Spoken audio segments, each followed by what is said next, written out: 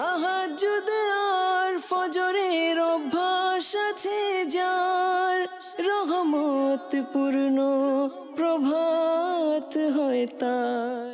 আলহামদুলিল্লাহি রাব্বিল আলামিন, আসসালাতু ওয়াসসালামু আলা সাইয়্যিদিল মুরসালিন, আম্মা বা'দু, ফাউযু বিল্লাহি মিনাশ শাইতানির রাজীম, বিসমিল্লাহির রহমানির রহিম।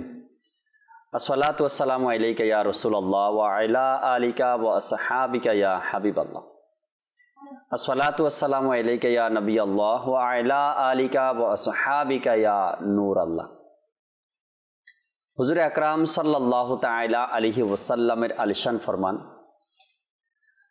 যে ব্যক্তি জুমার দিন আমার উপর 200 বার দুরূদ শরীফ পাঠ করবে, আল্লাহ তাআলা ওই ব্যক্তির 200 বছরের গুনাহ ক্ষমা করে দেবেন।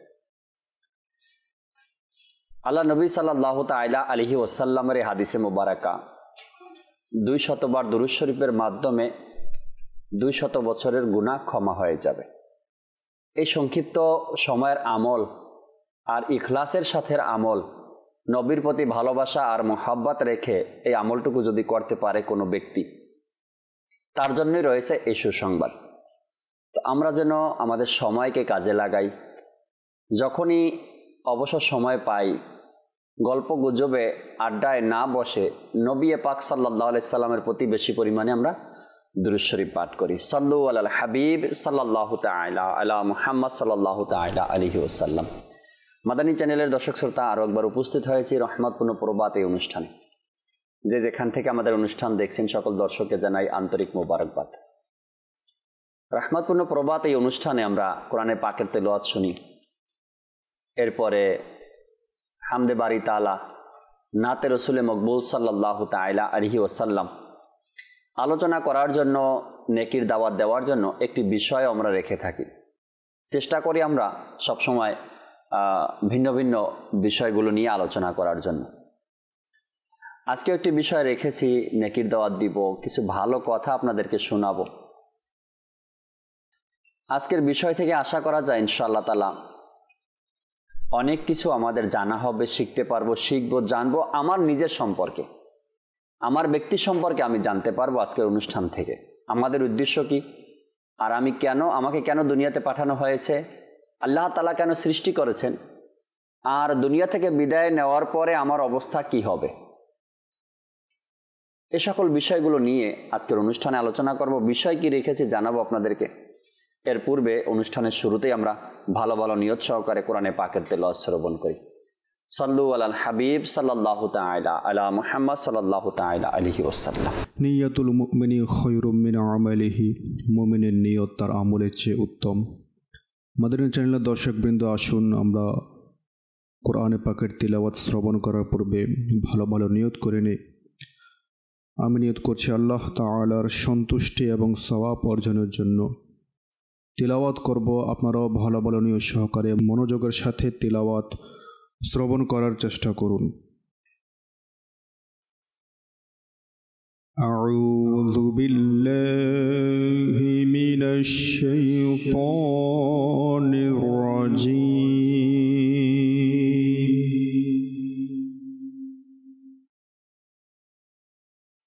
বিসমিল্লাহির রহমানির রহিম।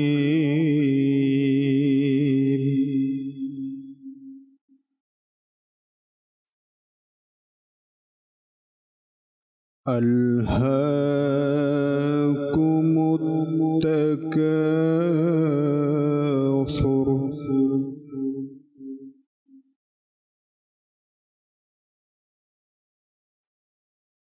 হাত্তা যুরতুমুল মাকাবির।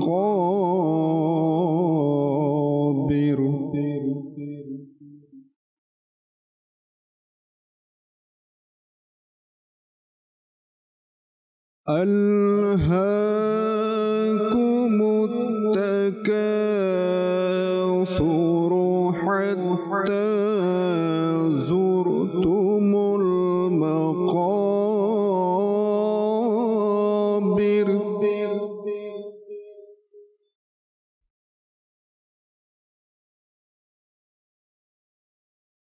كلا سوف تعلمون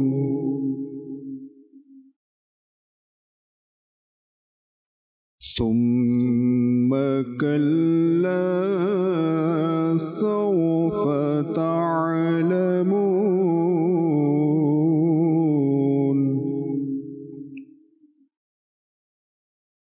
كلا سوف تعلمون ثم كلا سوف تعلمون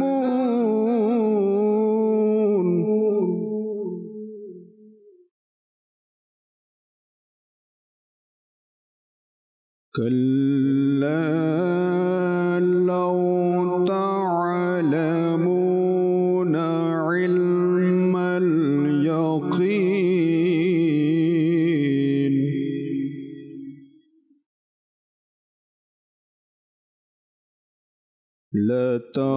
لترون الجحيم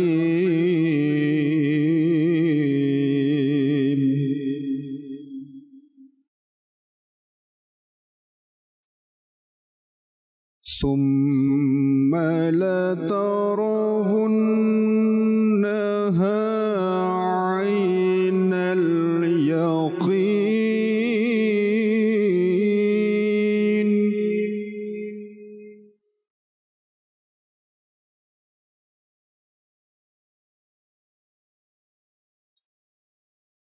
ثم لتسألن يومئذ عن النعيم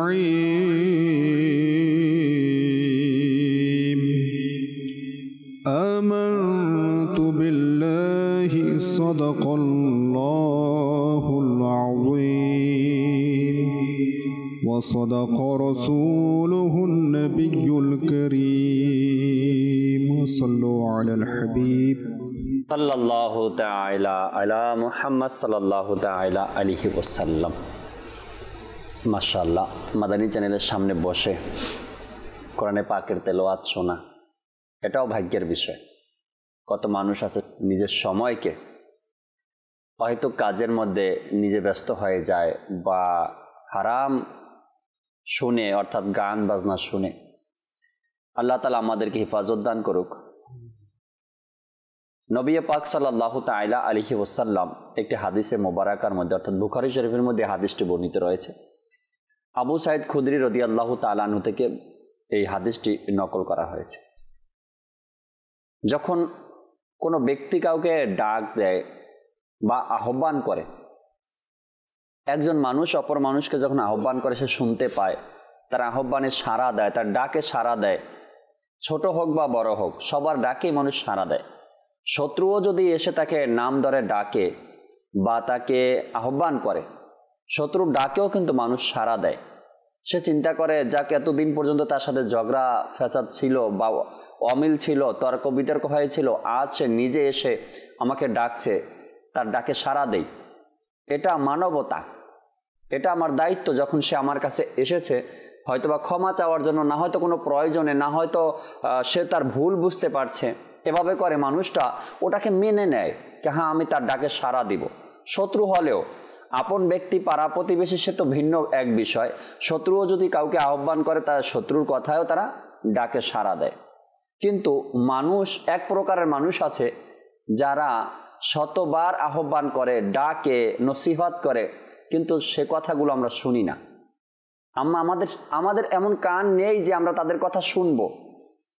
হয়তোবা নিজ হাতে কত মানুষকে আমরা নিয়ে গেছি তার চিরস্থায়ী ঠিকানাতে, আর সেই মানুষটাই যাওয়ার সময় আমাকে অনেক কথা শুনিয়ে গেছে, কিন্তু আমরা তার কথাগুলো শুনিনি। তার প্রতি আমাদের যে দায়িত্ব, শেষ দায়িত্বটা পালন করতে গিয়ে আমরা এত ব্যস্ত হয়ে গিয়েছিলাম, তার আহ্বান আমরা শুনতে চাইনি, তার কথাগুলো আমরা শুনতে পারিনি, তার কথা শুনে আমরা কাজ করতে পারিনি। রাসূল করিম সাল্লাল্লাহু তাআলা আলাইহি ওয়াসাল্লাম ইরশাদ করেন, যখন কোনো লাশ, কোনো মৃত্যু ব্যক্তিকে কেউ কবরস্থানের দিকে নিয়ে যায় বহন করে, তাকে খাটের উপর রেখে এরপরে কবরস্থানের দিকে নিয়ে যায়, ওই ব্যক্তি যদি জান্নাতি হয় তবে সে ওই বহনকারী ব্যক্তিদেরকে এভাবে আহ্বান করে যে তোমরা তাড়াতাড়ি আমাকে জান্নাতের দিকে নিয়ে যাও, দেরি কেন করছো? দেরি করা সম্ভব হবে না, আমাকে যত পারো তাড়াতাড়ি আমাকে জান্নাতে নিয়ে যাও। অর্থাৎ তাকে যখন দাফন করা হবে তো সে দুনিয়া থেকে বিদায় নিল, জান্নাতে পৌঁছে যাবে। যদি নেককার হয়, মুমিন হয়, ইমানদার হয়, আমলদার হয়, তো সে আহ্বান করে এভাবে, তাড়াতাড়ি করো, আমাকে জান্নাতে পৌঁছে দাও, জান্নাতে নিয়ে যাও আমাকে। আর যদি সে ব্যক্তি গুনাহগার হয় তবে সে খুব করুণা করে আর খুব অনুরোধ করতে থাকে, আমাকে কেন জাহান্নামের দিকে নিয়ে যাচ্ছ? তোমরা যেদিকে আমাকে নিয়ে যাচ্ছ আমি দেখছি সেদিকে জাহান্নাম, ওদিকে নিয়ে যাওয়াটা ঠিক হবে না, তোমরা এগুলো কি করছো? হাদিসে মুবারাকার মধ্যে রয়েছে যদি এই আহ্বানগুলো পৃথিবীর কোনো মানুষ শুনতো তবে তারা বেহুশ হয়ে যেত, তাদের হুশ থাকতো না, হয়তোবা তারা জমিনে পরে ছটফট করতে করতে তারা মারা যেত। ওই ব্যক্তিদের, ওই লাশ, ওই মৃত্যু ব্যক্তিদের আহ্বান যদি তারা শুনতে পারতো নিজ কানে, কিন্তু সেই ক্ষমতা মানুষের নেই, মানুষ শুনে না। মানুষ ব্যতীত সব সৃষ্টিকুল তাদের আহ্বানগুলো শুনে, অর্থাৎ মৃত্যু ব্যক্তির আহ্বান সৃষ্টির সবাই শুনে, শুধু মানুষ ব্যতীত। এরকমের হাজারো নসিহত, হাজারো উপদেশ হাদিসে মোবারকার মধ্যে, কোরআনে পাকের মধ্যে আর কিতাবাদির মধ্যে রয়েছে। মৃত্যু ব্যক্তি জীবিতদেরকে আহ্বান করে। আর আজকের বিষয় রেখেছি দর্শক শ্রোতা, মৃত্যু ব্যক্তির আহ্বান। যদি আমরা অনুষ্ঠানে শেষ পর্যন্ত থাকি, অনুষ্ঠানে আশা করা যায় ইনশাআল্লাহ তাআলা আমি ব্যক্তি হিসাবে আমার হুঁশ ফিরে আসবে যে আমার নিজ হাতে তো আমি কত মানুষকে দাফন করেছি, কত মানুষকে গোসল করিয়েছি, কত মানুষকে কাফন পরিয়েছি, তারা আমাকে কি আহ্বান করেছে নিজ কানে একবার শুনিও নাই, আর তা ভাবিও নাই, আর কখনো কোনো কিতাব থেকে জানারও চেষ্টাও করিনি একজন মৃত্যু ব্যক্তি জীবিতদের জন্য কি কি আহ্বান করে। আপনি তাকে কাফন পরাতে যাবেন, ওই সময় আপনাকে আহ্বান করবে। আপনি দাফন করতে যাবেন, তখনও আহ্বান করবে। মৃত্যু ব্যক্তির গোসল দিতে যাবেন, তখনও আপনাকে আহ্বান করে, কিছু না কিছু বলে, কিছু না কিছু সংবাদ, উপদেশ আপনাকে দিচ্ছে। কিন্তু আমরা তা বোঝার চেষ্টা করিনি, কখনো জানার চেষ্টা করিনি।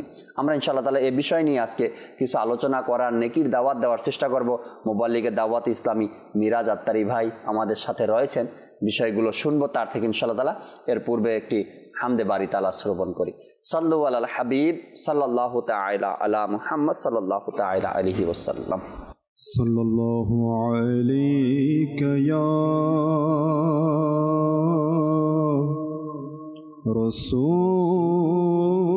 রাসূলুল্লাহ ওয়া সাল্লাম আলাইকা ইয়া হাবিবাল্লাহ।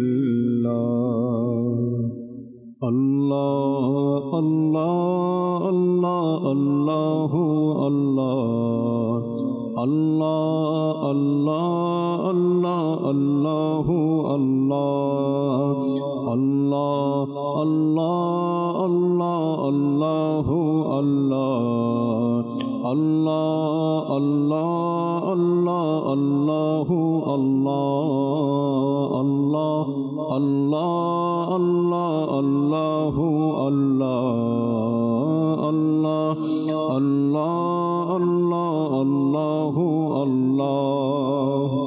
ইয়া ইলাহি সদাই আমি তোমার দানের সঙ্গ চাই।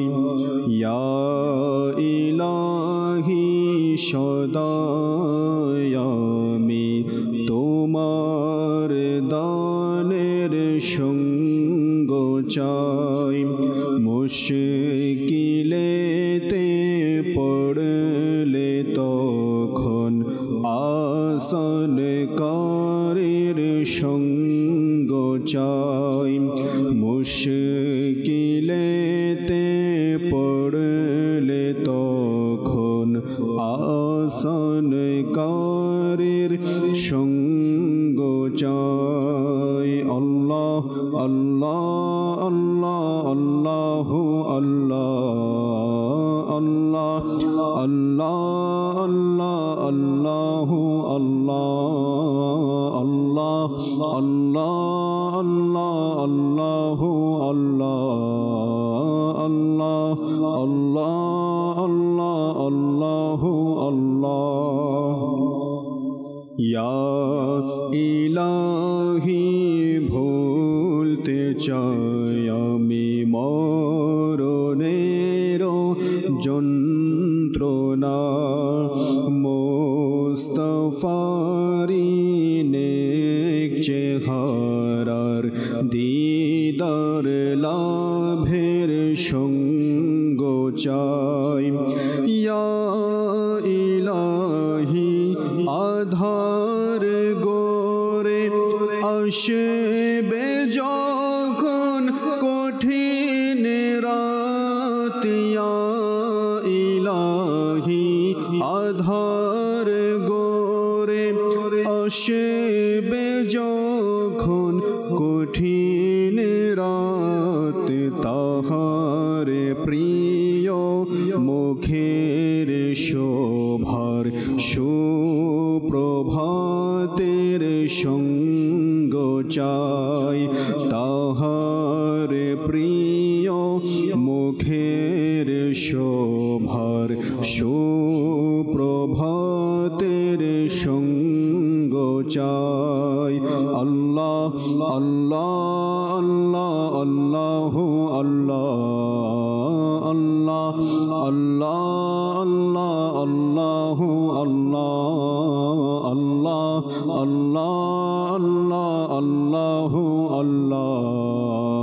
আল্লাহ আল্লাহ আল্লাহ আল্লাহ আল্লাহ ইয়া ইলাহি রোজ হাসরে পড়বে যখন দারুণ শোর নিরাপত্তা শান্তি দাতা প্রিয় নবীর সঙ্গ চাই ইয়া ইলাহি দারুণ তৃষ্ণায় জিহে যখন হইবে বেরিয়া ইলাহি দারুণ তৃষ্ণায় জিহে যখন হইবে বের আবে কৌসর পাওয়ার তরে মহান দাতার সঙ্গ চাই আবে কৌসর পাওয়ার তরে মহান দাতার সঙ্গ চাই আল্লাহ আল্লাহ আল্লাহ আল্লাহ আল্লাহ আল্লাহ আল্লাহ আল্লাহ আল্লাহ আল্লাহ আল্লাহ আল্লাহ আল্লাহ আল্লাহ আল্লাহ আল্লাহ ইয়া ইলাহি হাসর তাপে শরীর যখন কলুষিত প্রিয় নবীর আঁচল তলের শীতল হাওয়ার সঙ্গ চাই ইয়া ইলাহি কাঁদব যখন আমল নামা পাঠ করে ইয়া ইলাহি কাঁদব যখন আমল নামা পাঠ করে শফাআতের আশায় তখন মুরতাজারি সঙ্গ চাই শফাআতের আশায় তখন মুরতাজারি সঙ্গ চাই আল্লাহ আল্লাহ আল্লাহ আল্লাহ আল্লাহ আল্লাহ আল্লাহ আল্লাহ আল্লাহ আল্লাহ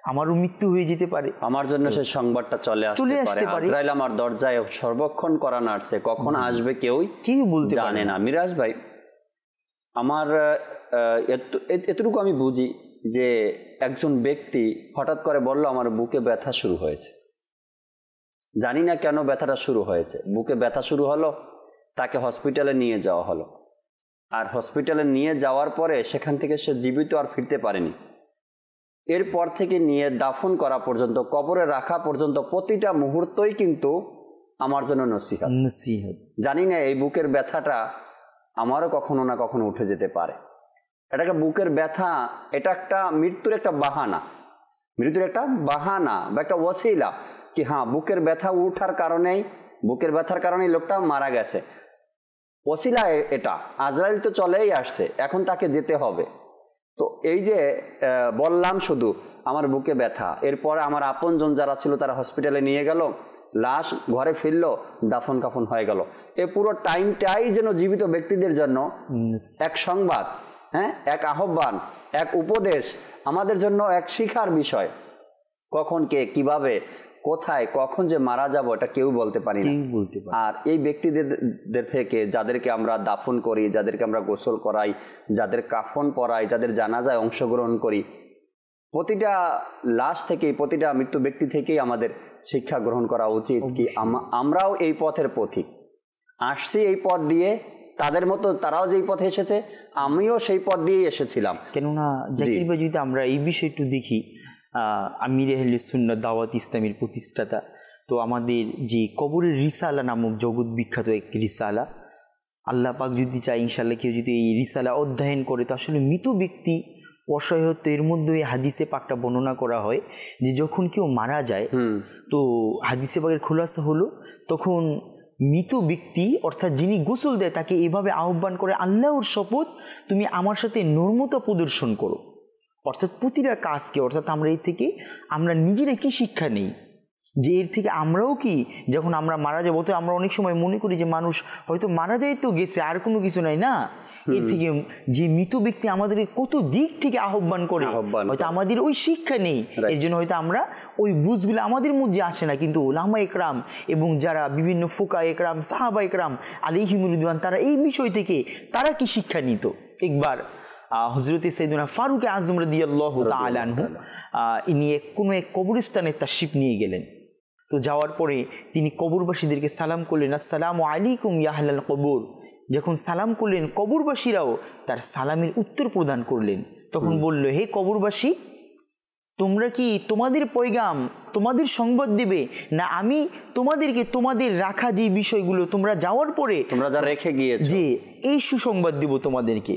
তখন কবরবাসীরা বলতে লাগলো, হে আমিরুল মুমিনিন, আপনি দুনিয়ার অবস্থা অর্থাৎ আমরা যা রেখে গিয়েছি তার সংবাদ দিন। তখন ফারুক আযম রাদিয়াল্লাহু তাআলা বলতে লাগলেন যে, হে কবরবাসী, তোমরা যে বাসস্থান, তোমাদের যে বাড়ি ছিল, এটা নতুনভাবে এখন আবাদ হয়ে গিয়েছে এবং তোমাদের সন্তানগুলো এতিম হয়ে গিয়েছে এবং তোমাদের বিবিগুলো নতুন কি শাদী, তাদের ব্যবস্থা, হ্যাঁ তাদের শাদী হয়ে গিয়েছে, এখন বলো তোমাদের সংবাদ কি। তখন ওই মৃত ব্যক্তিরা কবর থেকে এভাবে আহ্বান করতে লাগলো, হে ফারুক আযম রাদিয়াল্লাহু তাআলা আনহু, আমরা যে নেক আমল করেছি আল্লাহ তাআলা এর প্রতিদান আমাদেরকে দান করেছে। আমাদের শরীরের এক হাড় থেকে আরেক হাড় পৃথক হয়ে গিয়েছে এবং আমাদের মাংসগুলো মাটিতে খেয়ে নিয়েছে। অর্থাৎ এই যে বিষয়গুলো আমাদের মাঝে, আমরা হাজারো মানুষকে দেখি, আমাদের সমাজের মধ্যে অনেক সময় তেমন হয় যে বাচ্চা হওয়ার পরে আবার মারা যায়, আবার অনেকে মার পেট থেকে আপনার মৃত অবস্থায় বের হয়। তো আমরা এগুলো কি আমাদের জন্য সবক শিক্ষা না? অবশ্যই শিক্ষা, কিন্তু শয়তান আমাদেরকে বিভিন্নভাবে, আমরা হাজারো মানুষকে নিজে কবরে শাহিত করছি, আমরা নিজে নিজ হাতে কবরে মাটি দিছি, অথচ আমি এই মাটি থেকে কোনো কিছু শিক্ষা নেইনি, সেখান থেকে কোনো শিক্ষা আমার অর্জন হয়নি। এমনও মানুষ আছে বাংলাদেশে যারা এই দায়িত্বগুলো পালন করে, যে কবরস্থানে কবর খনন করা, এরপরে দাফন করা, এরপর অনেক তো আছে আবার কবরস্থানে পাহারাও দেয়, দিন রাত সেখানেই থাকে। অনেক লোক এরকমের পাওয়া যায়। অনেক সময় অনেক এলাকাতে দেখা যায় গোর কমিটি নামে কিছু সদস্য আছে, সেখানে যুবকরাও আছে, বয়স্ক লোকও আছে।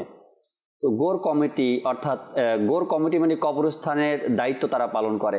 কেউ আসলে, কেউ মারা গেলে তাদের জন্য কবর খনন করে, হয়তোবা তারা হাদিয়ার বিনিময়ও করতে পারে, সঠিকভাবে জানা নেই। তবে আমি অনেক এলাকাতেই দেখেছি বড় কবরস্থান যেখানে আছে সেখানে একটা কমিটি বানানো আছে।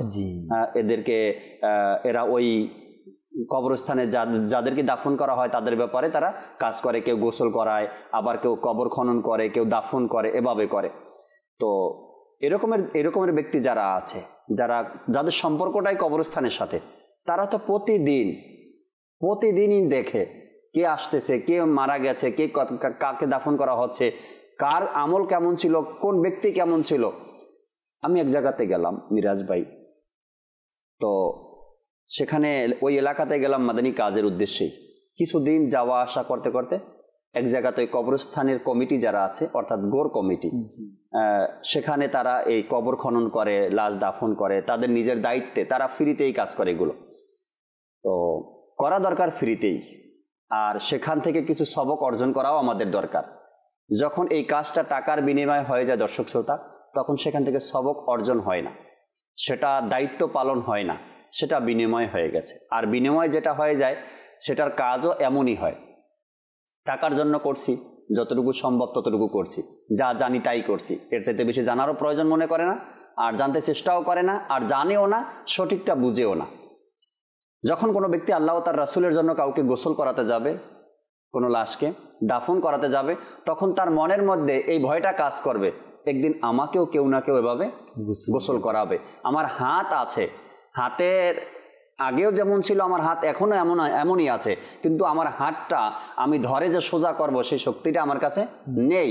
অপর ব্যক্তি আমার হাত ধরে হাতটা সোজা করতে হয়। আমি তো সবসময় নিজেই গোসল করতাম, আজ কেউ না কেউ আমাকে গোসল করাচ্ছে।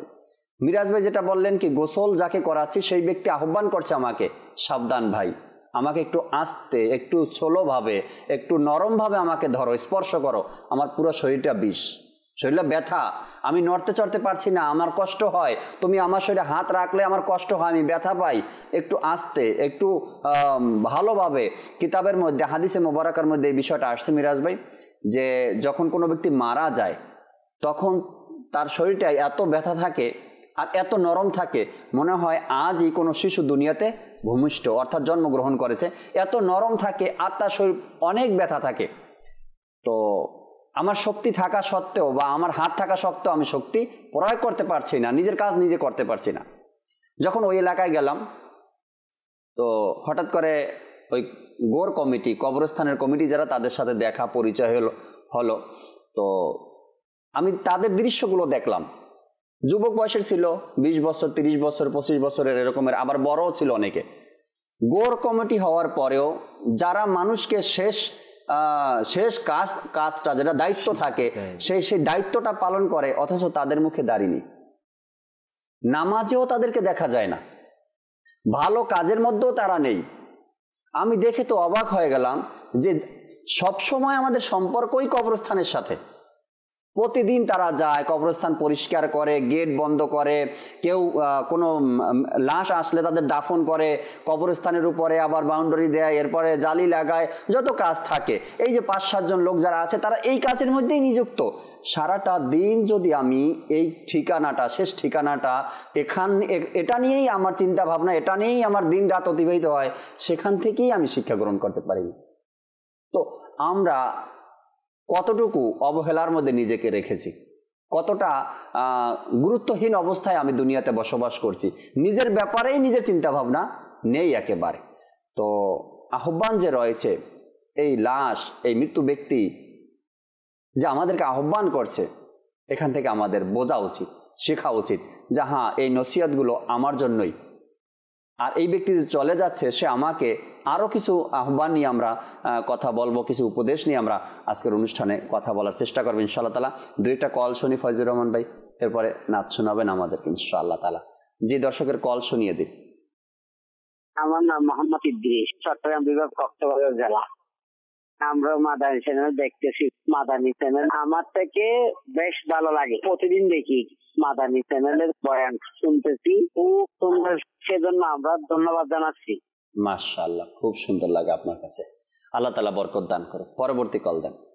আমার নাম মোহাম্মদ আলামিন, কুমিল্লা চট্টগ্রামে একটা নাচ রচনা শুনতে চাই, আমার প্রিয় মদিনার কি শান দিয়ে। ইনশাআল্লাহ তাআলা শোনাবো, সাথে থাকতে হবে, একটু অপেক্ষা করতে হবে। পরবর্তী কল দেন। আমার নাম শেখ ফারুক হোসেন, আমি ঘোড়াবাগের হাট থেকে বলছিলাম। মাদানী চ্যানেলের আমি খুব ভক্ত, আমি 24 ঘন্টা ফিরে ওই নিয়ে করে থাকি এবং আপনাদের গুরুদের কথা বলে সারা দেশে অন্তত আমার বন্ধু বান্ধবের কাছে এইগুলো প্রচার করি, আপনাদের দোয়া করি ভালো আগে যান, ইসলামের বিজয় পতাকা সমস্ত বিশ্বে আপনারা সবাই যাতে দিতে পারেন, এইটাই আমি কামনা করি। মাশাআল্লাহ। অ্যাড্রেস কি বলছেন? পুরো বুঝিনি, ভোলা বলছেন নাকি অন্য কোথাও বলছেন খেয়াল নেই, আমি ভালো করে স্পষ্ট বুঝিনি। যেখান থেকে বলছেন আল্লাহ তাআলা আপনাকে কবুল করে নিক। যেহেতু আমরা লকডাউনে আছি, ঘরে আছি, আপনি মাদানী চ্যানেল দেখছেন এবং নিজের বন্ধু বান্ধবকেও দেখার জন্য বলছেন বা আলোচনা করছেন, তাদেরকে নিয়ে অপেক্ষায় থাকেন কখন কোন অনুষ্ঠান শুরু হবে।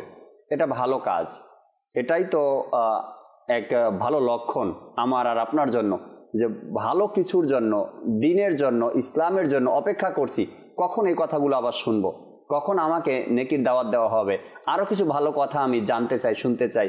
এমন হাজারো মানুষ আজ ঘরে ঘরে অপেক্ষা করছে মাদানী চ্যানেলের জন্য, কিছু কথা শোনার জন্য, কিছু ভালো আমল শেখার জন্য। আল্লাহ তাআলা তৌফিক দান করুক। পরবর্তী কল দেন। মোহাম্মদ আসলাম, দিনাজপুর থেকে বলছিলাম। আমি একটি গজল শুনতে চাই। কাছে ডেকে নাও প্রিয় নবী, তব দিদার দাও প্রিয় নবী, শুনিয়ে দিলে খুব খুশি হই। ইনশাআল্লাহ তাআলা শোনাবো, সাথেই থাকুন। ফেসবুক পেজে যারা আছেন শুকরিয়া জানাই। একজনে লেখলেন আসসালামু আলাইকুম। ওয়ালাইকুম আসসালাম রাহমাতুল্লাহি ওয়া বারাকাতু। আর কোনো কিছুই লেখেন নাই, ঠিকানা নেই, আর কোনো কথাও আপনি লেখেননি। এরপরে আরেকজন আরব শরীফ থেকে লিখেছেন, আমি আরব শরীফ থেকে দেখছি, দোয়া চাচ্ছি দেলোয়ার ভাই। মাশাআল্লাহ, সাথে থাকার জন্য ফয়জুর রহমান ভাই কালাম শুনিয়ে দিন আমাদেরকে একটা। এরপরে আবার ফিরবো, আমরা আজকের বিষয় নিয়ে কথা বলবো ইনশাআল্লাহ তাআলা। সাল্লু আলাল হাবিব সাল্লাল্লাহু তাআলা আলা মুহাম্মদ সাল্লাল্লাহু আলাইহি ওয়াসাল্লাম। صلی علی رسولنا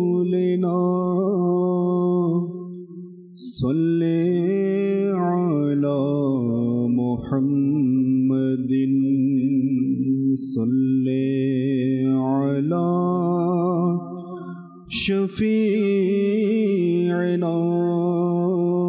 صلی علی محمد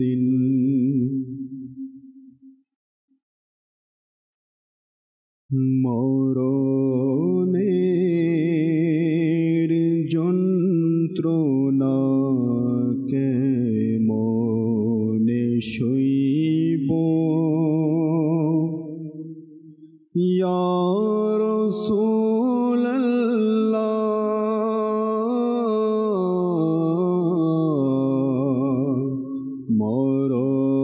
মরণের যন্ত্রণা কেমনে সইব ইয়া রাসূলুল্লাহ,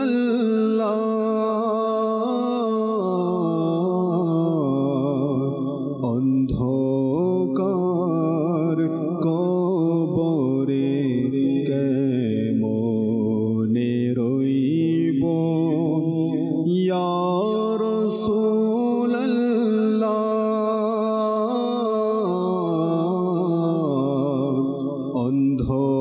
অন্ধকার কবরে কেমনে রইব ইয়া রাসূলুল্লাহ,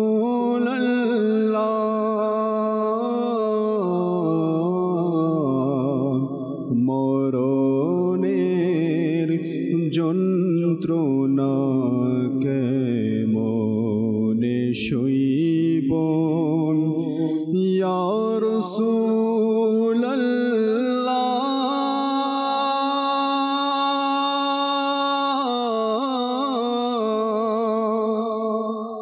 আমি মরতে চাই সবুজ গম্বুজের ছায়ার তলে, আমি মরতে চাই সবুজ গম্বুজের ছায়ার তলে, স্বদেশে যাই যদি মরে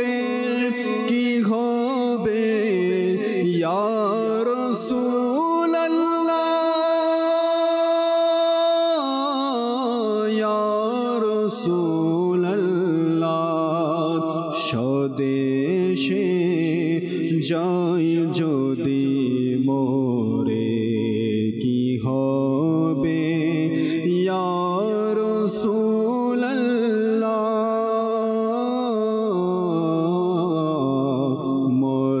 মরণের যন্ত্রণা কেমনে সইব ইয়া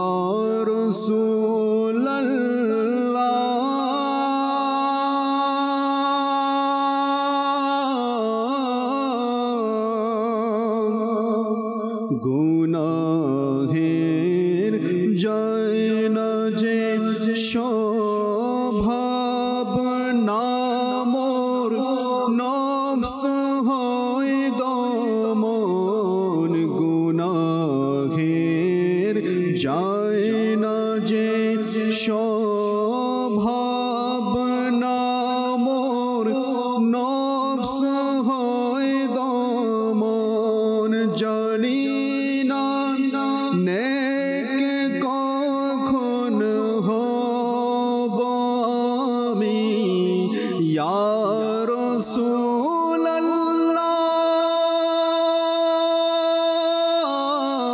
ইয়া রাসূলুল্লাহ জানি না নেক কখন হব আমি ইয়া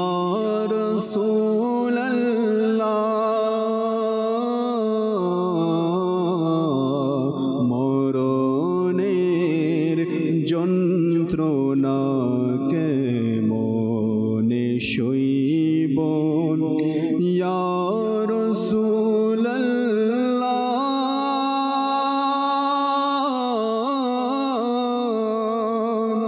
সদা রেখো শুনো জোর যদি তুমি হয়ে যাও নারাজ সদা রেখো শুনো জোর যদি তুমি হয়ে যাও নারাজ কসম রবেরি হব ধ্বংস আমি ইয়া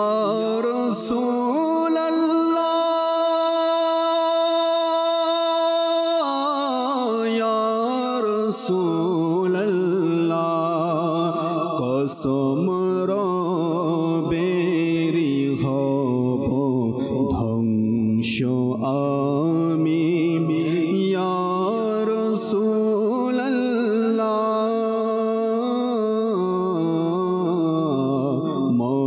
মরণের যন্ত্রণা কেমনে সইব ইয়া রাসূলুল্লাহ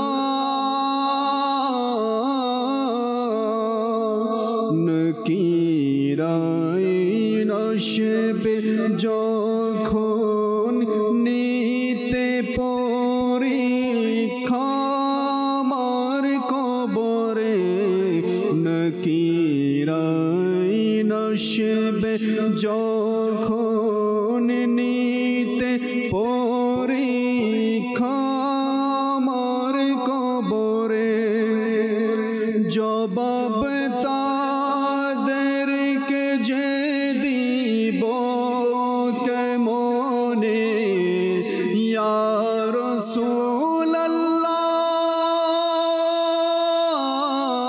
ইয়া রাসূলুল্লাহ জবাব তাদেরকে যে দিব কেমনে ইয়া রাসূলুল্লাহ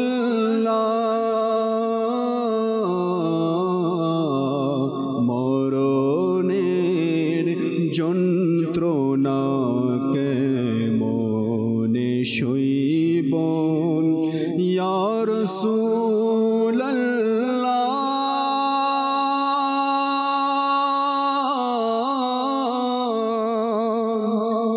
সামান্য গরম যে এখানে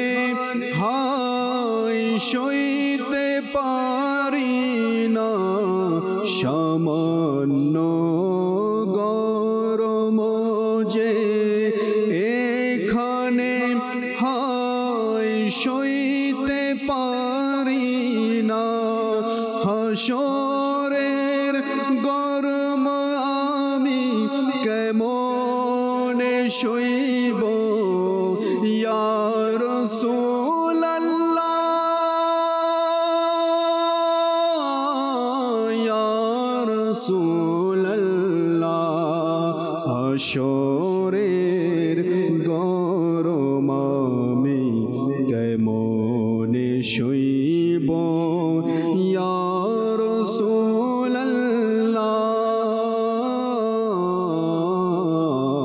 মরণের যন্ত্রণা কেমনে সইব ইয়া রাসূলুল্লাহ, তোমার জন্যই বাঁচিব আর মরিব ইয়া রাসূলুল্লাহ,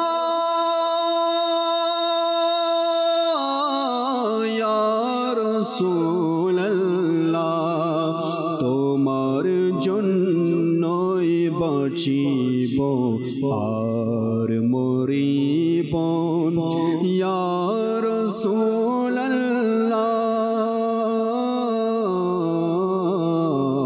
মরণের যন্ত্রণা কেমনে সইব ইয়া রাসূলুল্লাহ,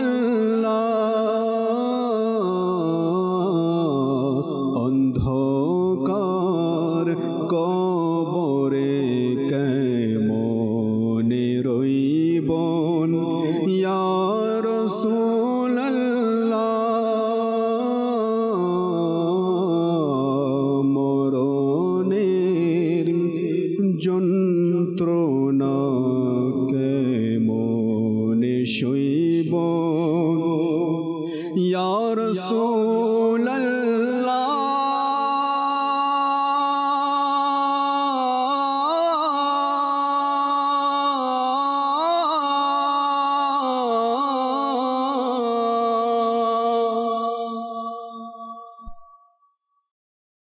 আল্লাহ তাবারক ওয়া তাআলা আমাদেরকে ক্ষমা করুক। নিজে যেদিন লাশ হব তার আগেই যেন নেক হওয়ার আর কবরের কিছু তৈয়ারি যেন করতে পারি, আল্লাহ তাআলা সে তৌফিক দান করুক। মিরাজ ভাই কিছু মাদানী ফুল আর। হ্যাঁ, হজরতে সৈয়দুনা আবুল হাজ্জাজ সুমালি রাদিয়াল্লাহু তাআলা আনহু বর্ণনা করে যে রাসূল আকরাম সাল্লাল্লাহু আলাইহি ওয়াসাল্লাম ইরশাদ করে, যখন মৃত ব্যক্তিকে কবরে শায়িত করা হয় তখন কবর তাকে সম্বোধন করে বলে, হে মানুষ, তোমার ধ্বংস হোক, তুমি কেন আমাকে ভুলে গিয়েছিলে? তুমি জানো না আমি অতি ফিতনার ঘর, অতি অন্ধকারের ঘর। অতঃপর এক গায়বী আওয়াজ তাকে এই বলে সম্বোধন করে যে, হে কবর, তোমার ভিতরে যে শায়িত ব্যক্তি সে যদি নেককার হয়, পরিষ্কার হয়, নেকির দাতা হয়, অর্থাৎ সৎ কাজের আদেশ করে, মন্দ কাজ থেকে নিষেধ করে, তাহলে তুমি তার প্রতিদান কি দিবে? হাদিসে পাকের সারাংশ, তখন কবর বলে, সে যদি সৎ কাজের আদেশদাতা হয় এবং মন্দ কাজের থেকে বাদান প্রদানকারী হয়, তাহলে আমি তার জন্য মনোমুগ্ধকর বাগানে পরিণত হব এবং তার শরীর নূরের শরীর হবে এবং তার রূহ আল্লাহ তাআলার বারগাহে চলে যাবে। সুবহানাল্লাহ। তো এখান থেকে একটি বিষয় জাকির ভাই, আল্লাহ পাকের দয়ায় যারা এই দাওয়াত ইসলামীর এই মুহূর্তে মাদানী চ্যানেলের দর্শক শ্রোতা এবং যারা এই দাওয়াত ইসলামীর সাথে সম্পর্ক রাখে, রিলেটেড, তো তারা কত বড় সৌভাগ্যবান। আলহামদুলিল্লাহ, আমার এক ইসলামী ভাই কিছুক্ষণ পূর্বে কলের মাধ্যমে বলল যে, ভাই, আমি মাদানী চ্যানেলের দেখার বদলতে মানুষদেরকে সৎ কাজের আদেশ করা, অর্থাৎ বিভিন্ন অনুষ্ঠানগুলা তাদেরকে আমি শেয়ার করি বন্ধু মহলে। তো আসলে এটাই সৎ কাজ, এটা এমন একটি কাজ যে আমরা যদি এই কাজটি করে যেতে পারি, তা আল্লাহ পাকের সর্বশেষ নবী সাল্লাল্লাহু আলাইহি ওয়াসাল্লাম এর হাদিস বলে যে আমরা কি কবর আমাদের জন্য মনোমুগ্ধকর বাগানে পরিণত হবে যদি আমরা এই কাজটা, কেননা আমাদের সাথে এই আমল ছাড়া আর কি যাবে। কেননা বর্ণিত রয়েছে, যখন মানুষকে কবরে শায়িত করা হয় তখন সর্বপ্রথম আমল তার বাম রানে সে নাড়া দেয়, তখন বলে তুমি কে? তখন বলে আমি তোমার আমল। বলে আমার সন্তান সন্ততি মাল দৌলত এগুলো কোথায়? বলতেছে এগুলো সব তোমার পিছনে তুমি রেখে আসছো, যে দুনিয়াতে এগুলো সব কিছু একমাত্র আমি তোমার সাথী, যে তোমার সাথে কবরে আসছি। অতএব এটা এমন একটি বিষয়, ওই অন্ধকার কবরে না আপনার কোনো আত্মীয়স্বজন কাজে আসবে, না কোটি কোটি টাকার সম্পদ কাজে আসবে। আপনার দামি গাড়ি আছে তো গ্রেজেই থাকবে, তা আপনার কোটি টাকা আছে তো ব্যাংকে থাকবে, ভালো পোশাক আছে তা আলমারিতে থাকবে, কিন্তু আপনি আমি এতিমের ন্যায় ওই অন্ধকার কবরে পড়ে থাকবো। এই বিষয়ে খুব সুন্দর একটি আপনার ঘটনা এক বুজুর্গ এইভাবে নকল করে, যখন কোনো ব্যক্তি মারা যায়, মারা যাওয়ার আপনার যখন তার রূহ শরীর থেকে পৃথক হয়ে যায়, তো এর 7 দিন পরে আল্লাহ তাআলার বারগাহে আরজ করে ওই আত্মা, যে রূহ আল্লাহ তাআলার বারগাহে বলে, হে পরওয়ারদিগার, আমাকে কিছুক্ষণ সময় দেওয়া হোক, আমার যে পরিতৃপ্ত যে দেহ যেটা নিয়ে আমি দুনিয়াতে ছিলাম, আমি তাকে একটু পর্যবেক্ষণ করি, একটু দেখি তাকে। যখন ওই রূহ আপনার ওই রুহের স্থান থেকে যখন আস্তে আস্তে দুনিয়ার তার যেখানে কবর হয়েছে, যখন ওই স্থানে আসে, তখন যখন কবরের দিকে সে লক্ষ্য আপনার দৃষ্টি দেয়, তো তখন এই অবস্থায় দেখে যে তার নাক, তার চোখ দিয়ে পুঁজ হয়ে পানি বের হচ্ছে। তখন সে নিজেকে এইভাবে বলে, আত্মা, যে হে দেহ, তোমার জন্য আমি আল্লাহ তাআলা এত এত নিয়ামত তোমাকে আহার করিয়েছে, অথচ আজকে তোমার অবস্থা এমন যে তুমি গলে যাচ্ছ। অতঃপর সেই রূহ উড়ে চলে যায়। আবার 7 দিন পরে আল্লাহ তাআলার বারগাহে এর অনুমতি চায়, আল্লাহ আমি আবারও আমার দেহটাকে একটু পর্যবেক্ষণ করতে চাই, দেখতে চাই। আল্লাহ তাআলা যখন পুনরায় তাকে অনুমতি দেয়, আবার সে যখন আসে, তখন দেখে তার নাকের চোখের পানি যে পুঁজ ছিল সেগুলো রক্ত হয়ে গেছে, তার নাক দিয়ে কান দিয়ে বের হচ্ছে। তখন পুনরায় আফসোস করে, এই দেহের জন্য কত কিছু করেছে, আজকে তোমার এই অবস্থা। উড়ে চলে যায়। এর 7 দিন তথা 21 দিন পরে যখন আসে, তখন দেখে তার নাক থেকে, তার মুখ থেকে আপনার কীরা অর্থাৎ বিভিন্ন পোকা নাক থেকে ঢুকছে। এইভাবে তার চোখের পুতলি এগুলো সব গলে যায়, তার শরীরের যে অবকাঠামো এগুলো সব নষ্ট হয়ে যায়, তখন পচন শুরু হয়ে যায়। ওই 21 দিনের সময় তখন বলে যে তুমি ওই শরীর, তোমাকে আল্লাহ তাআলার বিভিন্ন নিয়ামত দ্বারা আমি তোমাকে সজ্জিত করলাম, অথচ আজকে তোমার অবস্থা এমন যে তুমি পচে যাচ্ছ, অথচ এই নেক সারা অর্থাৎ নেক আমল সারা আর আমার কাছে কিছু আসেনি, অর্থাৎ যে আমলগুলো। তো এই বিষয় থেকে যেন আমরা দেখেন শরীর নিয়ে কত মানুষের কত চিন্তা ভাবনা। দেখবেন অনেকের ফজরের নামাজের খবর নাই, নামাজ পড়ে না, সে আপনার ব্যায়াম করার জন্য বের হয়ে যায়, ফজরের নামাজ, এরকম অনেক পরিবার দেখা হতো যে ওলামা ইকরাম বললেন নামাজের চেয়ে বড় ব্যায়াম নাই, আপনি করেন না। আলহামদুলিল্লাহ, ইসলাম এত সুন্দর, ইসলাম পরিপূর্ণ জীবন ব্যবস্থা। আপনি যখন নামাজ পড়তে যাবেন, সায়েন্স বলে যদি কেউ নামাজ পড়ে, তার শরীরের এমন কোনো অঙ্গের হাড় নাই যেটা নড়াচড়া না হয়। এটার মাধ্যমে পুরো শরীরের সাথে নামাজ পড়লে পুরো শরীরের মধ্যে কি হয়, আপনার এটা ওলামা ইকরামের সবচেয়ে উন্নত মানের ব্যায়াম কি, নামাজ আদায় করে আল্লাহ তাআলার সন্তুষ্টি অর্জন হয়, এর মাধ্যমে শরীর চর্চা হয়। কিন্তু আজকে আমাদের মাঝে অনেক লোক নিজের দেহকে ঠিক রাখার জন্য, নিজের শরীরকে ঠিক রাখার জন্য আমরা কত কিছু করি, অথচ এই শরীর আমাদের কোথায় কাজে আসবে। এবং সাইয়েদনা আবু বকর সিদ্দিক রাদিয়াল্লাহু তাআলা আনহু, ইনার খুব এক সুন্দর বাণী, আল্লাহ পাক যেন আমাদের দিলেই কথা বসে যায়। মাদানী চ্যানেল দর্শক শ্রোতা, ইনি বললেন যে আজকে ওই সুন্দর চেহারাওয়ালা ব্যক্তিরা কোথায় তারা, আজকে যারা এক সময় বড় বড় অট্টালিকা, যারা বড় বড় বাদশা ছিল, তারা কোথায়? আজকে যারা এক সময় যুদ্ধের ময়দানে, যাদের গর্জনে পুরো যুদ্ধের ময়দান গরম হয়ে যেত, তারা কোথায়? আজকে বাহাদুররা, আজকে কেউ নাই। তাদেরকে সবাই কবরের অন্ধকার তাদেরকে কি করে দিয়েছে, তাদের নামকে মিশিয়ে দিয়েছে। তো আমরা জানি এই বিষয়ে স্মরণ রাখি, কারণ আমাদের শেষ ঠিকানা হলো কি, কবর। আল্লাহ তাআলা আমাদেরকে হেফাজত দান করুক, আল্লাহ তাআলা আমাদেরকে বোঝার তৌফিক দান করুক। আজ যদি আমরা নিজের আত্মীয় স্বজনের দিকেও তাকাই, যাদের বাবা নেই, কোথায় আজ বাবা?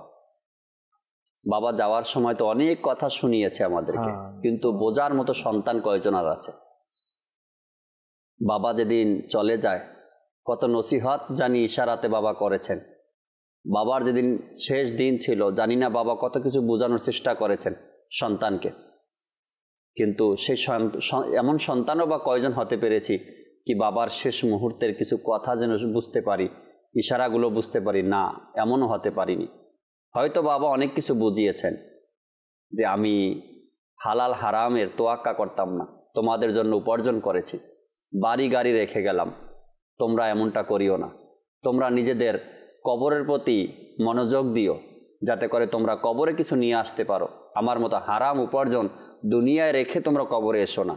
হয়তো বাবা অনেক কিছু বোঝাতে চেয়েছেন, আমার যুবক বয়সে আমি নামাজ পড়িনি, তোমরা এই ভুলটা তোমাদের দ্বারা যেন হয় না, তোমরা যেন ঠিকমতো নামাজ পড়ো। হয়তো বাবা আরও অনেক কিছু বোঝাতে চেষ্টা করেছেন আমাদেরকে তার শেষ মুহূর্তে, কিন্তু আমরা তা বুঝতেও পারিনি, সেই আহ্বানগুলো আমাদের কানে আসেইনি, আর আমরা জানিও না বাবার শেষ সময় কি কি নসিহত আমাদেরকে করেছেন। বোঝা উচিত বাবার পরে বড় ভাই, বড় ভাইয়ের পরে আমার সিরিয়াল, কতভাবেই হয়, কত রকমেরই তো নিদর্শন পাওয়া যায়, কিন্তু কই আমাদের তো মনটা গলেনি এখনো। হ্যাঁ, কোনো ব্যক্তি, কোনো আত্মীয় স্বজন, আপনজন মারা যাওয়ার পরে মনে হয় 2-4 দিন পরেই আবার আমরা তাকেই ভুলে গেছি, তাকে তো ভুলেই গেছি, আমার নিজের কর্মকে আমি ভুলে যাই। জাকির ভাই, এটা হয়ে গেছে একটা আমাদের সমাজের মধ্যে, দেখবেন যারা ওই ময়লার পাশে যারা থাকে তাদের নাকে কিন্তু ময়লার ঘ্রাণ আসে না। রাইট। এর কারণ হলো তার অবস্থাটাই হলো এমন। আমরা যদি চাই যে ভালো হব, আমাদের এই বিষয়গুলো আমাদের অন্তরে কম্পন সৃষ্টি করবে। আমরা এই বিষয়গুলোকে আমরা জানবো। আমরা কবরতে যাই তো কার সাথে যাই? অনেক সময় দেখবেন জাকির ভাই, আফসোসের বিষয়, অনেক সময় দেখা যায় আমরা কবরস্থানে যখন উপস্থিত হই বিভিন্ন জানাজার জন্য, মৃত ব্যক্তিকে তার অনুশোচনা, এই সমস্ত বিষয়ে দেখানোর জন্য, তো অনেক সময় এমন মনে হয় যে কবরস্থানে যারা যায় তো ওই সময় কেউ হয়তো সেলফিতে ব্যস্ত, কেউ গল্প গুজবে, মাজাল্লাহ, কেউ গিবত নিয়ে সরাসরি। তো ওইখানে গিয়ে মানুষ শিক্ষার জন্য, যেখানে কবরস্থানে গেলে পূর্বের বুজুর্গারি দিন কান্না করতো, অথচ আমরা এগুলো থেকে শিক্ষা নেই না, আমরা ওইখানে গিয়েও দুনিয়ার প্রতি ব্যস্ত হয়ে যাই। আমরা যে শিখবো, শিখার যে বিষয়গুলা আজকে আমরা চুলি, আমার উঠে বসা কার সাথে, এমন তো না যে আপনার সে নিজেই অজ্ঞ, সে নিজে আমাকে কি জানাবে। তো আজকে আমাদের সমাজের মধ্যে যদি আমরা চাই যে এই বিষয়গুলো আমাদের কম্পন, আমাদের অন্তরের মধ্যে এই বিষয়গুলো চলে আসুক, এর জন্য আমাদেরকে ভালো সুবত, ভালো একটা পরিবেশ আমাদেরকে দরকার। আল্লাহ তাআলা কোরআনে পাকের মধ্যে 29 পারায় সূরা মুলকের 2 নম্বর আয়াতের মধ্যে ইরশাদ করেন, যিনি মৃত্যু ও জীবিত সৃষ্টি করেছেন, জীবন সৃষ্টি করেছেন, যাতে তোমাদের পরীক্ষা হয়ে যায় তোমাদের মধ্যে কার কর্ম অধিক উত্তম, এবং তিনি মহাসম্মানিত ক্ষমাশীল। আল্লাহ তাআলা আমাদেরকে সৃষ্টি করে আবার এটা জানিয়েও দিয়েছেন, এমনিতেই তোমাদেরকে সৃষ্টি করিনি, সৃষ্টি করার একটা রহস্য রয়েছে।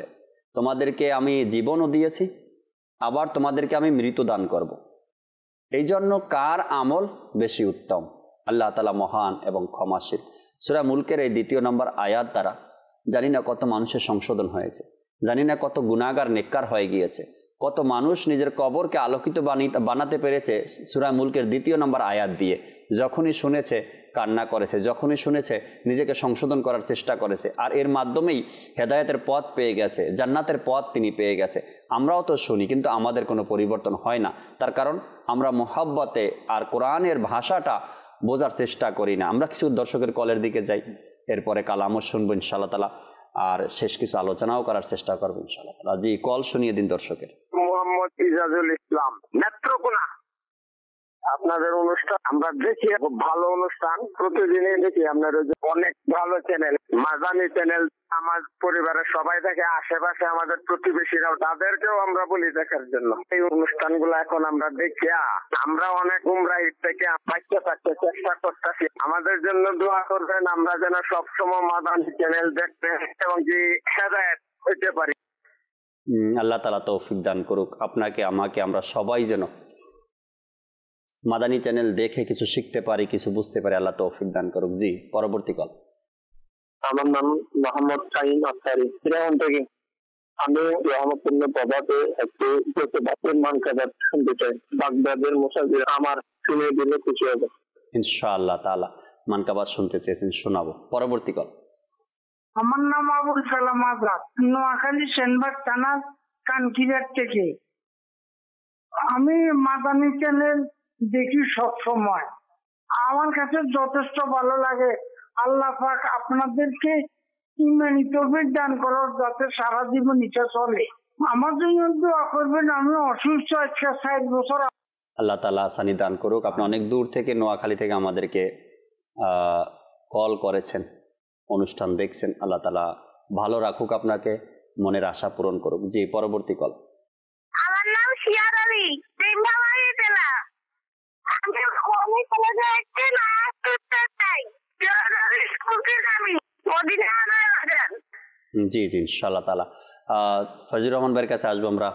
দর্শকের কিছু অনুরোধের কালাম ছিল, এগুলো শুনিয়ে দিই। সাল্লু আলাল হাবিব সাল্লাল্লাহু তাআলা আলা মুহাম্মদ সাল্লাল্লাহু আলাইহি ওয়াসাল্লাম। কাছে ডেকে নাও প্রিয় নবী, তব দিদার দাও প্রিয় নবী। কাছে ডেকে নাও প্রিয় নবী, তব দিদার দাও প্রিয় নবী।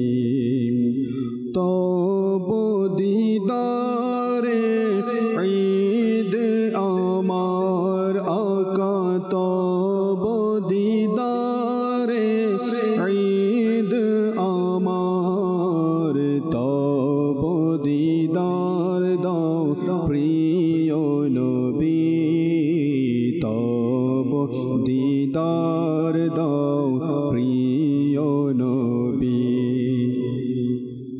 হাসরে যেন মুখে থাকে আকা, হাসরে যেন মুখে থাকে, আমারে বাঁচাও প্রিয় নবী, আমারে বাঁচাও প্রিয় নবী। কাছে ডেকে নাও প্রিয় নবী, তব দিদার দাও প্রিয় নবী। তব দহিত্রের দোহাই নবী, তব দহিত্রের দোহাই নবী। আপন করে নাও প্রিয় নবী, আপন করে নাও প্রিয় নবী। কাছে ডেকে নাও প্রিয় নবী, তব দিদার দাও প্রিয় নবী। প্রিয় নবীর কোকিলামি মদিনা আমার বাগান, তারি ধ্যানে মগ্ন থাকি করি তারি গুণগান। আল্লাহ আল্লাহ আল্লাহ আল্লাহ আল্লাহ আল্লাহ আল্লাহ আল্লাহ আল্লাহ আল্লাহ আল্লাহ আল্লাহ আল্লাহ। নবী নবী নবী নবী থাকে শুধু জপনে, আছে আল্লাহর রহমত প্রিয় নবীর কারণে। নবী নবী নবী নবী থাকে শুধু জপনে, আছে আল্লাহর রহমত প্রিয় নবীর কারণে। সেই বাগানের জন্য আমি সেই বাগানে দেব প্রাণ, তারি ধ্যানে মগ্ন থাকি করি তারি গুণগান। আল্লাহ আল্লাহ আল্লাহ আল্লাহ আল্লাহ আল্লাহ আল্লাহ আল্লাহ আল্লাহ আল্লাহ আল্লাহ আল্লাহ গৌসুল আজম আলা হযরত সেই বাগানের দুটি ফুল তাদের সুবাসে মেতে উঠিল জগৎ কুল গৌসুল আজম আলা হযরত সেই বাগানের দুটি ফুল তাদের সুবাসে মেতে উঠিল জগৎ কুল সেই বাগানের কোকিল যারা গায় সদা নবীর শান তারি ধ্যানে মগ্ন থাকি করি তারি গুণগান আল্লাহ আল্লাহ আল্লাহ আল্লাহ আল্লাহ আল্লাহ আল্লাহ আল্লাহ আল্লাহ আল্লাহ আল্লাহ আল্লাহ আল্লাহ বাগদাদের মুসাফির আমার সালাম বলিও বাগদাদের মুসাফির আমার সালাম বলিও কেদে কেদে মুর্শিদিকে আমার সালাম বলিও কেদে কেদে মুর্শিদিকে আমার সালাম বলিও ইয়া পীর গৌসে আজম ভাগ্য মোর খুলবে কখন ইয়া পীর গৌসে আজম ভাগ্য মোর খুলবে কখন ভাগ্য মোর খুলবে কখন আসবে দরবারে কখন তোমার গোলাম বলিও আসবে দরবারে কখন তোমার গোলাম বলিও বাগদাদের মুসাফির আমার সালাম বলিও কেদে কেদে মুর্শিদিকে আমার সালাম বলিও। মাশাআল্লাহ মাশাআল্লাহ। দর্শক শ্রোতা, কালামও শুনছিলাম, আপনাদের কলগুলোও শুনছিলাম, কিছু SMS আছে, দু একটা SMS পড়ি, এরপরে শেষ কিছু আলোচনা ইনশাআল্লাহ তাআলা শুনবো, আপনাদের সাথে করবো ইনশাআল্লাহ তাআলা। আমাদেরকে একজন SMS করেছেন, আসসালামু আলাইকুম। ওয়ালাইকুম আসসালাম রহমতুল্লাহি ওয়া বারাকাতু। গোলাম মহিউদ্দিন সাইম নরসিংদী থেকে তিনি SMS করেছেন। আরেকজন আছেন হবিগঞ্জ থেকে বেলাল রেজা আত্তারি ভাই, তিনিও অনুষ্ঠান দেখছেন। আর দাওয়াত ইসলামীর যে একটি সফটওয়্যার রয়েছে নামাজের সময়সূচি নিয়ে, তিনি লেখলেন, আমাদের অনেক উপকার দিয়েছে এই সফটওয়্যারটা। এখন আমি প্রতিদিন 1000 বার দুরূদ শরীফ পাঠ করি সফটওয়্যারের কারণে। আসলে যদি আপনি ওয়াজাইফ পাঠ করতে চান বা ওজিফা পাঠ করতে চান, তাও সফটওয়্যারের মধ্যে দেওয়া আছে, কোন ওজিফা, কোন নামাজের পরে কোন ওজিফা, এগুলো দেওয়া আছে, দুরূদ শরীফ দেওয়া আছে। আপনি চাইলেই এই সফটওয়্যার থেকে ওজিফাগুলো আদায় করতে পারবেন। আর যেটা বেলাল রেজা ভাই নিজের অভিমত আমাদেরকে জানিয়েছেন, আল্লাহ তাআলা আমাদেরকে আমল করার তৌফিক দান করুক। এরপরে আরেকজন দিনাজপুর থেকে আমাদেরকে SMS করেছেন, আমি আজকে রহমতপূর্ণ প্রভাত অনুষ্ঠানটি দেখছি, মাশাআল্লাহ। শুধু আজকেই নয়, সবসময় দেখার চেষ্টা করবেন, দেখবেন ইনশাআল্লাহ তাআলা। আজকের যে বিষয়ে আমরা রেখেছি মিরাজ ভাই, আরও কিছু আলোচনা, সময়ও প্রায় শেষের দিকে।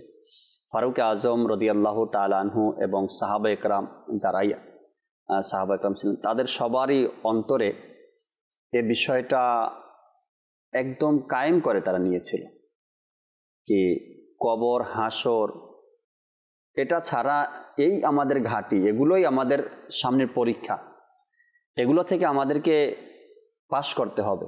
আর যদি এতে পাশ করতে না পারি তবে আমাদের অবস্থা ভালো হবে না।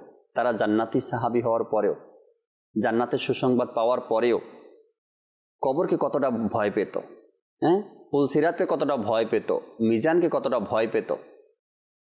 আজ আমরা এত কিছু পাওয়ার পরেও, দেখার পরেও, জানার পরেও এতটুকু ভয় আমাদের মধ্যে নেই। একজন ব্যক্তি যখন সে মারা যায়, আজকালকের যেই ঘটনাগুলো ঘটছে বা আমরা দেখছি সোশ্যাল মিডিয়াতে, বাবা মারা যায়, সন্তান কাছেও আসে না, ভিডিও কলের মাধ্যমে বাবার লাশ দেখে। আপনি না হয়তো ভিডিও কলের মাধ্যমে দেখে নিজের মনকে সান্ত্বনা দিলেন, আপনি যখন মারা যাবেন তখন এতটুকু যদি না পান আপনি, আজ বাবা মারা গেছে, আপনি কাছে যাচ্ছেন না, দেখছেন না, ভয় লাগছে আপনার, যে কোনো কারণবশত আপনি যাননি কাছে, ভিডিও কলের মাধ্যমে নিজের বাবার লাশটা দেখছেন, এতটুকু দেখার কি দরকার ছিল আপনার? কি দরকার ছিল আপনার? কিন্তু শিক্ষা গ্রহণ করতে হবে। আপনার আমার জন্য অনেক অনেক শিক্ষা রয়েছে এখানে। হয়তোবা আমিও একদিন এমন অবস্থাতে আসব, আমার কাছে কেউ আসবে না, কেউ দেখবে না আমাকে, অপরিচিত লোক কেউ এসে আমাকে গোসল করাবে, হ্যাঁ, অপরিচিত লোক কেউ এসে আমাকে দাফন করে দিবে। অনেক কিছু শিখার আছে। 2020 সালের মার্চ মাস থেকে এখন পর্যন্ত কত যে আমাদেরকে নিদর্শন দিয়ে গিয়েছেন, কত যে শিখার একটা পথ বের করে দিয়ে গিয়েছেন, তারপরেও যদি না বুঝি আর কতদিন ঘুমের মধ্যে থাকবো বলে। শেষ কিছু কথা মিরাজ ভাই থেকে আমরা শুনি, এরপরে অনুষ্ঠান শেষ করবো। জি হ্যাঁ, শেষ সময় তো এই পয়গামগুলি আসলে আমাদের সাহাবা ইকরাম আলাইহিম রিদওয়ান যারা নেকি করে আল্লাহ তাআলার বারগাহে কান্না করতো, অথচ আজকে আমরা গুনাহ করার পরও আমাদের মুখে হাসি চলে আসে, এর আসলে জাকির একটি কারণ আল্লাহ রসুলের মুবারক হাদিসে পাক থেকে পাওয়া যায় যে নবী করিম সাল্লাল্লাহু আলাইহি ওয়াসাল্লামের হাদিসে পাকের খোলাসা হলো যে সাহাবা ইকরাম আলাইহিম রিদওয়ানকে উদ্দেশ্য করে ইরশাদ করেন, হে সাহাবা ইকরাম, তোমরা কি জানো জ্ঞানী কে? তো উপস্থিত সাহাবা ইকরাম আলাইহিম রিদওয়ান তারা নিজেদের ভাবে যখন উপস্থাপনা করলো, আল্লাহ রাসূল সাল্লাল্লাহু আলাইহি ওয়াসাল্লাম ইরশাদ করলো, প্রকৃত জ্ঞানী হলো ওই ব্যক্তি যে দুনিয়াতে থাকতে কবরের জন্য তৈয়ারি করে, অর্থাৎ কবরের ফিকির করে। রাইট। তো আমরা হাকিকতে জ্ঞানী দেখেন জাকির ভাই, একটা বিষয় যদি আমরা একটু ভাবি, আমাদের যে দুনিয়া টেম্পোরারি একটা জায়গা, আমরা এখানে কতক্ষণ সময় আমরা এখানে অবস্থান করব, অস্থায়ী মুসাফির। আপনার ওলামা ইকরাম এই স্থানটাকে ইনারা এইভাবে, এটার তুলনা এইভাবে তো এর পূর্ব কয়েকদিন আগে আমরা বুঝছিলাম, অস্থায়ী একটা জায়গা যেখানে আমরা দেখবেন একটা ঘর করতে গেলে, সাধারণ একটা ঘর করতে গেলে আমরা অনেক কিছু নিয়ে আমরা চিন্তা ফিকির করি যে ঘর কেমন হওয়া দরকার, আপনার কল কেমন হবে, এটার টাইসটা কেমন হওয়া দরকার, কতদিন লাস্টিং করবে, একটা লাইট, সামান্য কেউ যদি একটা লাইট কিনতে যায় এটার গ্যারান্টি খুঁজে, এটা কতদিন, এটা লাস্টিং গ্যারান্টি কি? তো ভাই আপনি যে লাইট খুঁজতেছেন এটার গ্যারান্টি খুঁজেন, অথচ আপনার আমার কোনো গ্যারান্টি নেই। হয়তো আসে সকালবেলা আপনি সুন্দরভাবে কাজে বের হয়েছেন, আবার সঠিকভাবে ঘরে ফিরতে পারবেন এমন কোনো গ্যারান্টি, কেন আপনার আমার মতো অনেক নৌজওয়ান সকালবেলা বের হয়েছে অনেক স্বপ্ন নিয়ে, আবার ঠিকভাবে সন্ধ্যার সময় তার দাফন হয়ে গেছে। আমরা এরকম অনেক ঘটনা, এই কোভিড আমাদেরকে অনেক কিছু শিক্ষা দিছে, যদি আমরা আমাদের সময়ের দিয়ে যদি আমরা একটু তাকাই, তো এই থেকে আমরা শিক্ষা নিই। কেননা আবু যর গিফারি রাদিয়াল্লাহু তাআলা আনহু বর্ণনা করে, একবার নবী করিম সাল্লাল্লাহু আলাইহি ওয়াসাল্লামের সাথে আমরা একটি জানাজায় উপস্থিত ছিলাম। যখন জানাজা শেষ হলো, যখন কবরস্থানের কাজ শেষ হলো, সকল কিছু সমাপ্ত হওয়ার পর আল্লাহ রাসূল সাল্লাল্লাহু আলাইহি ওয়াসাল্লাম এভাবে ইরশাদ করলেন যে এই কবরের জন্য তৈয়ারি করো, এই কবর। এবং আল্লাহ রাসূল সাল্লাল্লাহু আলাইহি ওয়াসাল্লাম এমনভাবে কান্না করলেন যার কারণে আল্লাহ রাসূলের মুবারক দাড়ি ভিজে গেল। তো দেখেন এইখান থেকে কয়েকটা বিষয় সাহাবা ইকরাম আলাইহিম রিদওয়ান, তো তাদের মধ্যে যে খৌফে খোদা, কবরের ভয়ের যে একটি বিষয়, কেননা বর্ণিত এও রয়েছে এক সাহাবী রাসূল সাল্লাল্লাহু তাআলা আলাইহি ওয়াসাল্লাম আল্লাহ রসুল সাল্লাল্লাহু আলাইহি ওয়াসাল্লামের বারগাহে জিজ্ঞাসা করলেন, ইয়া রাসূলুল্লাহ সাল্লাল্লাহু আলাইহি ওয়াসাল্লাম, মানুষের মধ্যে সবচেয়ে ক্ষুধাভীরু কে?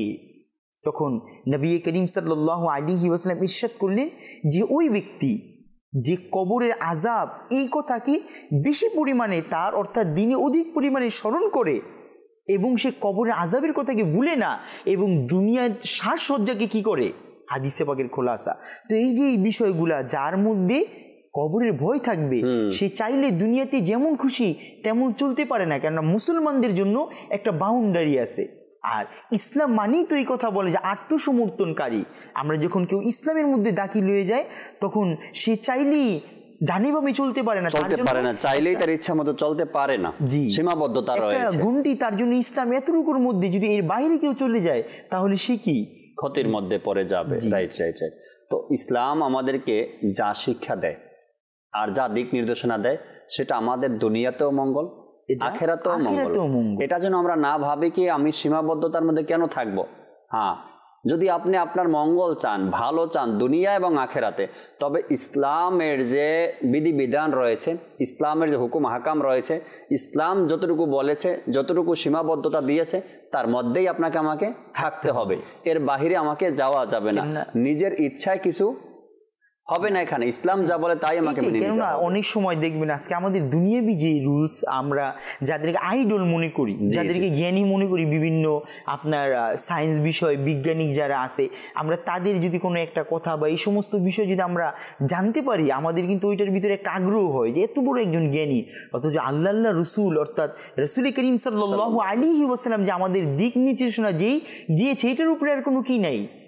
যদি আমরা এই পথটাকে যদি অনুসরণ করি তো আমরা দুনিয়াতে তো এক তো জাকির ভাই আমরা উভয় জাহানে কল্যাণ তো পাবো, এর পাশাপাশি দুনিয়াতে অনেক উপকার আল্লাহ তাআলার দয়ায় কি আমরা সাধন করতে পারবো দুনিয়াতে। আল্লাহ তাবারক ওয়া তাআলা আজকের আলোচনা থেকে আমাদেরকে কিছু শেখার, অর্জন করার, বোঝার আল্লাহ তাআলা তৌফিক দান করুক। যখনই আমাদের সামনে কোনো লাশ চলে আসবে আমরা তার থেকে যেন শত উপদেশ খোঁজার চেষ্টা করি। শত উপদেশ। যদি দেখেন আপনি কোনো লাশকে রাখা হয়েছে, শোয়ানো আছে, যদি দেখেন তার হাতটা এভাবে আছে, মুষ্টি বাঁধা আছে, এখান থেকে উপদেশ গ্রহণ করেন। কি কেন হাতটা তো খালি, মুষ্টি কেন বাঁধা আছে? নিজে ইচ্ছা করলেও হাতটা খুলতে পারতেছেন, এখন এটা খুলতে হলে অপর ব্যক্তির সহযোগিতা তার দরকার। এখান থেকে উপদেশ গ্রহণ করেন। যদি দেখেন কোনো লাশকে রাখা আছে, নিজের ইচ্ছা গোসল করতে পারছে না, 2-3 জনে এসে গোসল করাচ্ছে, এখান থেকে শিক্ষা গ্রহণ করি, আমরা উপদেশ গ্রহণ করি। একদিন তো আমাকেও এভাবে রাখা হবে আর গোসল দিতে কেউ আসবে। শিক্ষা, অনেক উপদেশ আমাদের জন্য, অনেক আহ্বান আমাদের জন্য এখানে রয়েছে।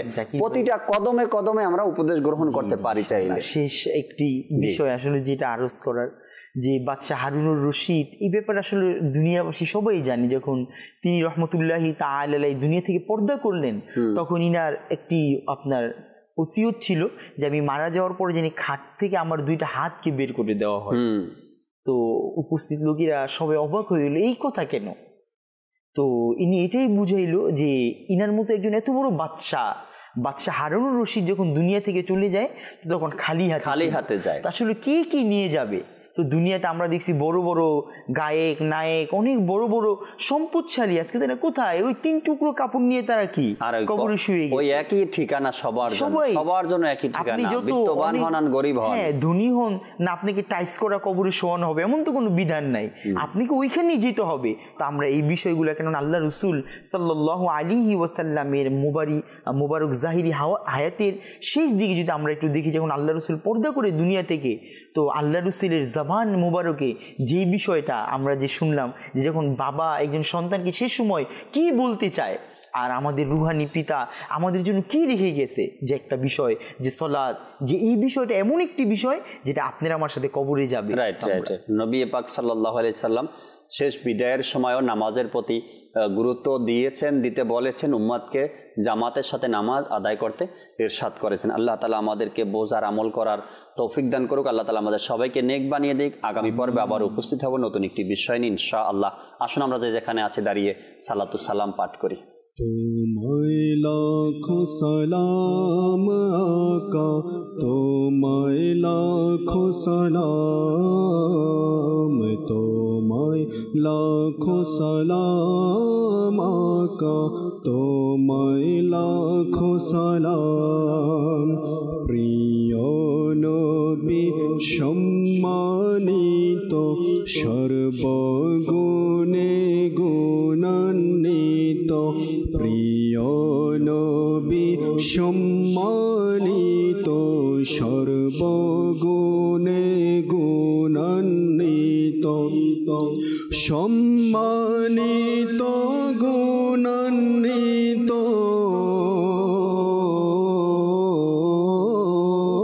সম্মানিত গুণান্বিত, তোমায় লাখো সালাম, তোমায় লাখো সালাম আকা, তোমায় লাখো সালাম আকা, তোমায় লাখো সালাম আকা, তোমায় লাখো সালাম। জ্ঞানের আলোয় আলোকিত কিরণ তোমার বিচ্ছুরিত, জ্ঞানের আলোয় আলোকিত কিরণ তোমার বিচ্ছুরিত, হয়নি কে ঘো তোমার মতো, হয়নি কে ঘো তোমার মতো, তোমায় লাখো সালাম আকা, তোমায় লাখো সালাম আকা, তোমায় লাখো সালাম আকা, তোমায় লাখো সালাম আকা, তোমায় লাখো সালাম। খোদা চাই যে তোমায় কত, তুলনা নেই তোমার মতো, খোদা চাই যে তোমায় কত, তুলনা নেই তোমার মতো, দেখতে লোকে ব্যাকুল কত, দেখতে লোকে ব্যাকুল কত, তোমায় লাখো সালাম আকা, তোমায় লাখো সালাম আকা, তোমায় লাখো সালাম আকা, তোমায় লাখো সালাম আকা, তোমায় লাখো সালাম আকা, তোমায় লাখো সালাম আকা, তোমায় লাখো সালাম। আসসালাতু ওয়াসসালামু আলাইকা ইয়া রাসূলুল্লাহ ওয়া আলা আলিকা ওয়া আসহাবিকা ইয়া হাবিবাল্লাহ। সুবহানাকা আল্লাহুম্মা ওয়া বিহামদিকা লা ইলাহা ইল্লা আনতা আস্তাগফিরুকা ওয়া আতুবু ইলাইক। সুবহানাকা আল্লাহুম্মা ওয়া বিহামদিকা লা ইলাহা ইল্লা আনতা আস্তাগফিরুকা ওয়া আতুবু ইলাইক। সুবহানাকা আল্লাহুম্মা ওয়া বিহামদিকা লা ইলাহা ইল্লা আনতা আস্তাগফিরুকা ওয়া আতুবু ইলাইক। আসসালাতু ওয়াসসালামু আলাইকা ইয়া নবী আল্লাহ ওয়া আলা আলিকা ওয়া আসহাবিকা ইয়া নূর আল্লাহ। লা ইলাহা ইল্লাল্লাহু মুহাম্মাদুর রাসূলুল্লাহ সাল্লাল্লাহু তাআলা আলাইহি ওয়াসাল্লাম। তাহাজ্জুদ আর ফজরের অভ্যাস আছে যার, রহমত পূর্ণ প্রভাত হয় তার।